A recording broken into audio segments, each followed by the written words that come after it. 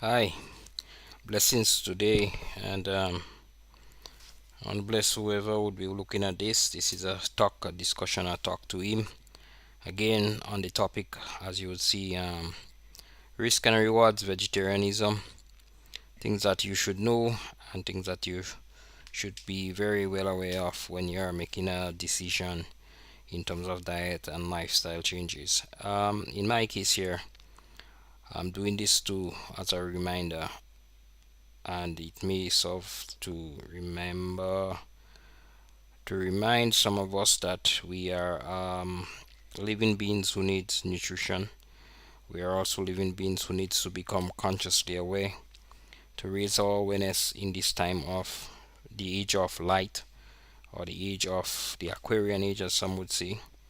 The age of wisdom and knowledge is upon us, and we are to delve in the light, stand in the light, and let that light shine. Today is no different than yesterday or the day before. We are simply looking at a method here. I entitled this here, which is you will not read this because you are a lost soul. Working on it to create a small booklet to really get you to pay attention, to wake up, to become more aware of some of the importance of the vitamin B, specifically the 12, the 9, and the 6, and others are, of course, but that is where I want to start because this is where I would have found my deficiency issues over a period of around 33 years of being a vegetarian. So we know that there are risks, and it's important in all your decisions in life to not look only at your rewards, but to look at the risk when you are making a decision, the risk and the rewards, and that is why we are living in an age of light. What you would have normally not been exposed to. Today we have the technology, we have the AI, we have the world of information at our fingertips, so that we would be able to have a good idea and a good appreciation of what are the risks and the rewards in basically in anything that you are trying to endeavor. So let's look at what I'm delving into here for myself. Are you a vegetarian or vegan? Okay, now if you are, you need to know about B12 deficiency, homeocysteine, and this MTHRF. I have no clue what we are talking about here, so that's why this is for me. So vitamin B12 deficiency, homocysteine, and MTHFR. What do we need to know about this if we are a vegetarian or a vegan? Now, what is well known, and I'm supposed to have known that what is well published, I should say, in the literature that I have found over the last week and a half in doing this research. Vitamin B12 deficiency is well known among vegans and vegetarians because the source of B12 is largely from meat, specifically livers of the cow, the bovine, the cow, and other livers seems to be high in the B vitamins, and 12 is no exception. I've also found that you have what is called fermented, lacto-fermented products, milk, the yogurts, the kefir. Those also have a significant amount of the vitamins are there. This is just from a research perspective. So the call is for us to know that if you are a vegetarian or a vegan, and you are on that part of the life, if you're on that pathway in life, that experience, you have to pay some attention to the risk or the deficiencies that you are faced with. And once you could identify those um, possible threats or risk events that could occur, I think you would be in a better position to know how to address them And largely in addressing them, you would say, well, I could address vitamin B12 by reverting to eat liver once in a while, or at least eat meat. Then you would not be a vegetarian anymore. Or you ensure you get the lacto fermented type, or you're getting nutritional yeast, which seems to also be pointing to supplying some of those things. Sorry, I'm just yawning. And then you would also be able to figure out the proper supplementation for these vitamins. Now, when I say proper supplementation, that's another discussion which we would get in subsequent. But for today, supplementation is what we're discussing at the general level, and we could ask ourselves what's B12 supplementation at this point in time, because this whole discussion here is simple because we are focused on the point where we don't want to stray away from being a vegetarian. We want to be a vegetarian. We want to continue to be a vegetarian. We want to make sure that we get the benefits of living a vegetarian lifestyle. And we know the plant-based lifestyle does have a number of benefits, but we want to be in a position where we say we understand the benefits. Yes, they are great, but we also have identified the risk, and one of the risks is the lack of the B vitamins because they largely come, well, B12 and some others largely come from meat and maybe some lacto fermented and some other sources. So we might want to speak about that issue of supplementation and how we best should supplement and what the research is speaking about when it comes to supplementation for deficiencies in B, and how maybe not to go down the road of deficiency because we start supplementation in our decision quite early and we would stick to it. Now, what's homocysteine has, homocysteine, what that has to do with it and what it is, we need to look at that. And what's this MTHFR, again, what it is. Now, again, in all my production, this is for me. I am speaking to myself.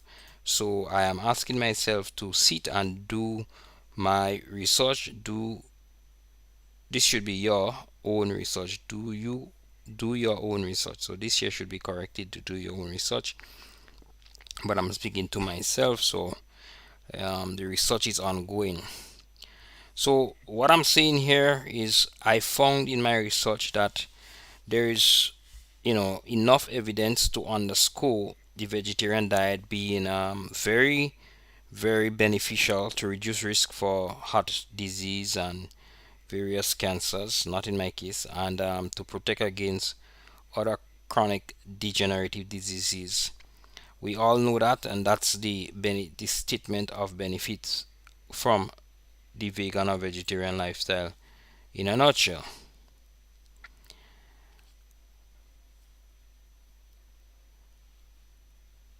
But multiple studies, as we see, have indicated, we see indications in multiple studies that the vegetarian type diet, specifically the vegan type diet, or even nutritionally deficient diets in other countries where persons cannot get what we call the plate of balanced diet, we see that we note that research has pointed out that there is a low vitamin B12 measurement in the serum levels. There's a low measurement of B12. Now, again, we have to be somewhat careful here because serum level does not indicate availability of vitamin B12.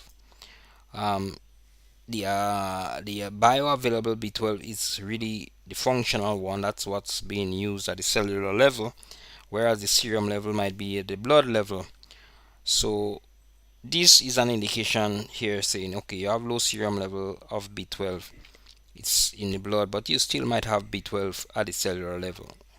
However, we don't want to play that game because we want to say, well, if the blood levels of B12 is low and you are not inputting sources of B12, then more than likely your cellular level would also be low. Maybe not today, but in the very near future. Because there might be a storehouse, but for how long does that storehouse work? And these are the questions that I would have to ask myself. Where is the storehouse for B12? How does it work? And those things like that. So the studies indicate that vegetarians, vegans, and deficiency diets have exhibited low serum levels of the B12, and they have exhibited also a high or a heightened level, I would say heightened or higher level of homocysteine. Now these are all new stuff, so what we are doing here is trying to break this down so that we do research during the week.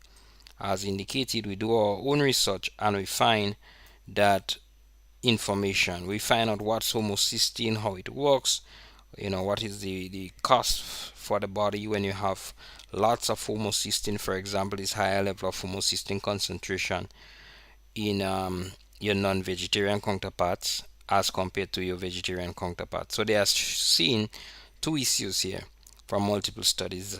They have noted to me that the vegetarian lifestyle has low vitamin B12, and at the same time, you in your serum levels you are seeing higher homocysteine concentrations as compared to, well, let's say non-vegetarian counterparts, more than likely people who eat meat. So what are my immediate conclusions? I have no immediate thoughts, no immediate conclusions. I'm just going along with what's presented. And again, do my own research, do your own research, this would be fixed. So in essence, the benefits of the the vegetarian vegan that lifestyle are substantive, we know that, and we know it is critical for us to be mindful of the nutritional values that we have to get in our diet as we seek a balanced type of diet. And we should know that we have to balance our choices, not just for food but for everything that we do has to be balanced. So in making decisions, we must concentrate, or we must focus sometime our processes, our mindful processes on the idea of saying what is best for our optimal health, our well-being. What choices are we making there, whether it's a dietary or otherwise? And we will note in the future that a lot of the dietary choices leads to detoxification choices, and detoxification choices actually starts from the mouth. What we are consuming might be very toxic to our health. So things like the BPE plastic, we might be getting it from the plastic, the paper cups that we drink our coffee and so from um, our mental state might be draining our vitamin B levels and so forth and so on. So we are speaking about balancing not just diet but making choices to balance our life. Again, do your own research.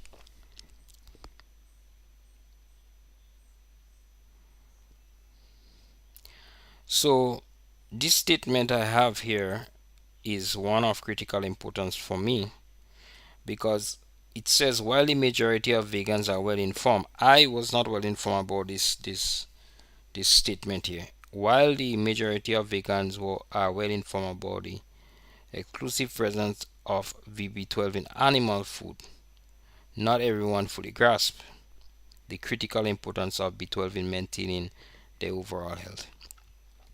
So this whole vitamin B12 thing has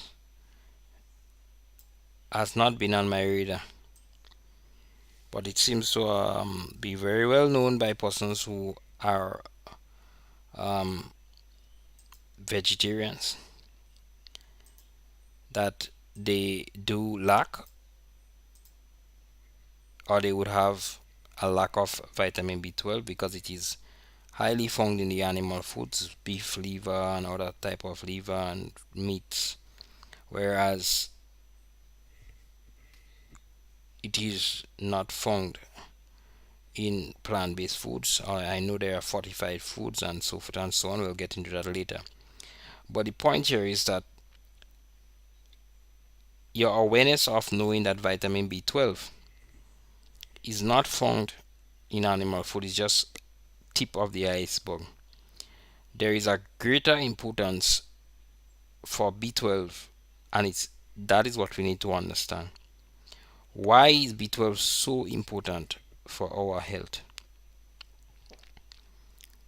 So you ask yourself the question, is B12 necessary? The answer on that chart is yes. Why is it necessary? Why is it so important? That's the question we are asking. So the vital role of B12 is what we need to research. So do your research, the role of B12.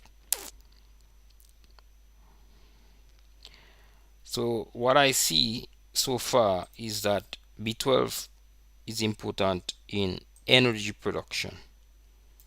So if you're lethargic, so forth and so on, and you have been like that for a while, you have to ask yourself what's happening with my energy production. Might say take some red bloods, iron, blah blah blah. Yes, and still it's like that. Let's look at what's going on here. So its role in energy production is important. There is an important point for B12 in energy production.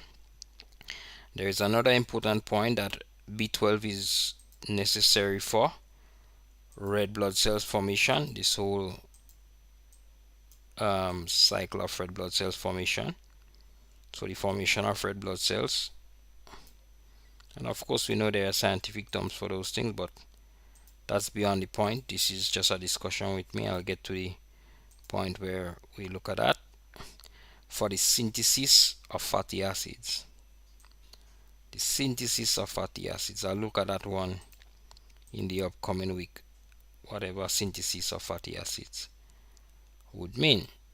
Now the question here is, you're having this discussion, yes, the synthesis of fatty acids, you're having the discussion, the formation of red blood cells, and then energy production. Is it not a necessary point here to say that if it is necessary for red blood cells production, and red blood cells is what carries nutrients and energy to the entire body, as far as I'm concerned, to all the systems, and all the systems have their own little red blood cell, have their own cells. So the red blood cells is like the transportation mechanism to feed the energy production system or to feed the organs. Then if you don't have good red blood cells, you have little transportation of proper oxygen throughout the body.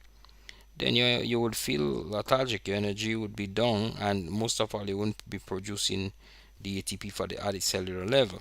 That's the cell's energy, adrenaline triphosphate. So B12 is important for red blood cells production. So that's a very important point. So if you're having low energy, you're having red blood cells issues. You look at things like the red blood cells, I think distribution and dimension with in a blood test. You look at your HB levels and you see they are low, and you're trying with iron and you're not having success, and you're having all these energy issues. Then you have to ask yourself what's going on. Is it that you are on the right path, or is it that you need to listen to your body, because your body might be signaling that it needs some some meat? Just kidding, you're a vegetarian. But your body might be signaling that it needs B12, and it wouldn't say it needs B12. Your body might be telling you eat piece of this or eat piece of that, and you would be listening to your body, but you might be ignoring everything. So pay attention to your body and the messages that it sends to you, because maybe that's how it tells you that it needs something to give you the B12 that you need.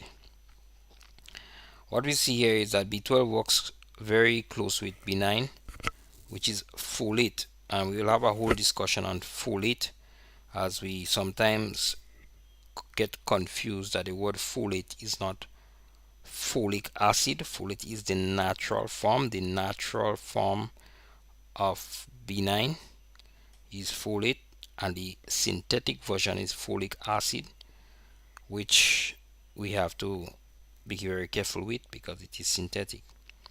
But folate is very heavily abundant in, for me as a vegetarian. I know now folate is abundant in in other in other foods. In the vegetarian foods, you could get B9. What you can't get is the B12.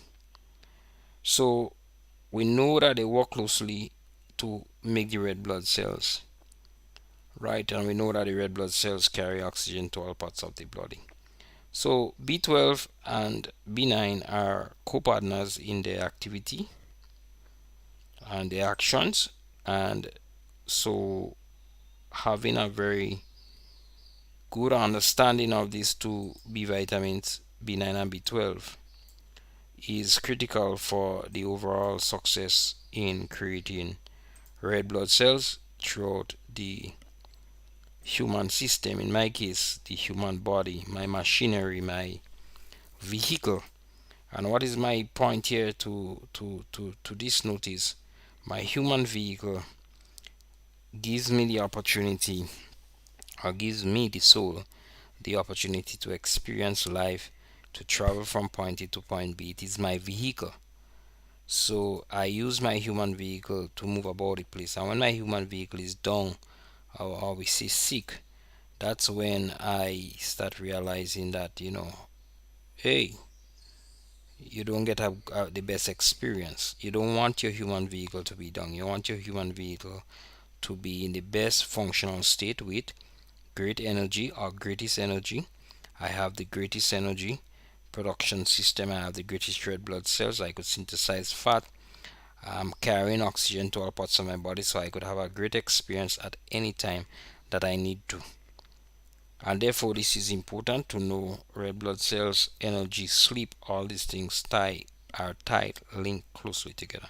So if you're having sleep issues, you need to think about it, because if your red blood cells are not functioning properly, or not, quantity is not there and the quality is not there in the red blood cells. Just to be very simple, quantity and quality of the red blood cells, that's important. You could have a lot of red blood cells, but if they are deformed and defected blood cells, then they are not carrying the oxygen properly. But if you have good red blood cells and have good amount to sustain the transportation of the oxygen, then more than likely you would have good ATP, good energies at the cellular level. You would feel very energetic. So if you're listening to me talk to myself, you may say, sometime I feel that way, or I'm feeling that way. Even with sleep, you see the word sleep here. We sometimes get a lot of indication from sleep. In my case, indication from sleep would have been um, trying to sleep, want to sleep, tired like crap, but when you fall asleep, you're falling asleep very short term, and then you're up, like you have to get up. The whole system wakes you up. And what system that wake you up? It's the brain, because the brain is the one who is the brain, or the mechanism in the brain has some sensors that senses oxygen levels in the blood, and when the oxygen levels start decreasing, that sensors would tell the brain, wake that man up because he needs to breathe. Now you don't have to go with me on this. This is just all simple simple things that we should have all know if we sat and meditate, because today we have like a sensors we could push in our fingers to sense oxygen levels, and our oxygen saturation levels, and we could use those things to test all those kind of things while you're sleeping, to see your oxygen saturation levels and see what happens when you fall asleep, and then you have to all of a sudden be woken up by yourself. see what happens to your oxygen saturation levels. If you could monitor those things, and you could get those devices, sleeping device, but if you could monitor that, you would be able to tell yourself whether you are having an oxygen issue. So you could collaborate with your blood tests and start saying, okay, I'm having oxygen issue. It means that the blood, either the quantity or the quality of the blood, is the red blood cells has some issues, and you could dive into that and with your doctor and your physician to understand what's happening here.